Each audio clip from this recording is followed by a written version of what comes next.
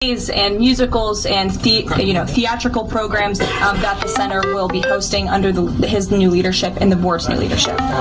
Daniel. Will the president Turn left on Merrick Boulevard. With Putin tomorrow, the future of Volodymyr Zelensky, sort of a follow-up to John's question? Again, I've been asked and answered this question now. I'm not going to get ahead of the president's discussion tomorrow. Speed but camera after ahead. the phone call takes place, I can certainly provide a readout. Daniel. Caroline, thank you so much. You mentioned earlier in the briefing that you guys are at the 10-yard line of peace. Given the amount of progress that you've made in such a short amount of time, is that an indictment of the previous administration's foreign policy stance? And is it just more proof that you need to talk to people to sort of get things done?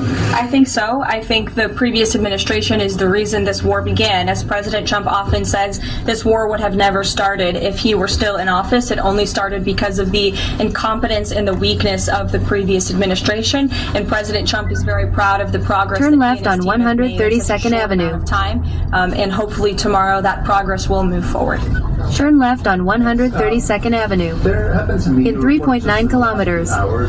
Turn right on Hempstead Turnpike. From the International Center for the Prosecution of the Crime of Aggression Against Ukraine, which is designed to hold Putin accountable for war crimes. Are you able to confirm that? And if that has occurred, why has that occurred?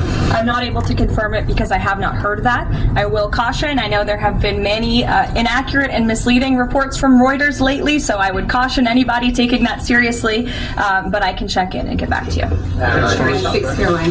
Is it the president's belief that the Justice Department should be investigating members of the January 6th Select Committee? Is he directing the DOJ to do that? As the president made it very clear in his address on Friday, I believe some of you were there, I was there, he made his vision for what he would like to see of the Department of Justice very clear, but he said that he has appointed great people in Attorney General Pam Bondi and also in our FBI Director Kash Patel to do what they think is best for our justice system and to stop the weaponization of justice that we saw under the previous administration against not just President Trump but his supporters as well. We want to restore the Department of Justice to an institution that focuses on fighting law and order and crime and putting real criminals behind bars, not targeting Americans because of their religion or their political speech. We saw that under the previous administration, and it's unacceptable to this president. And just to follow up really quickly on just Homan's comments from earlier, a few weeks ago in the Oval Office, the president Red light said he camera would only ahead. abide by the courts. We heard what Tom Homan said earlier today. So I'm only asking just to be clear for the American people.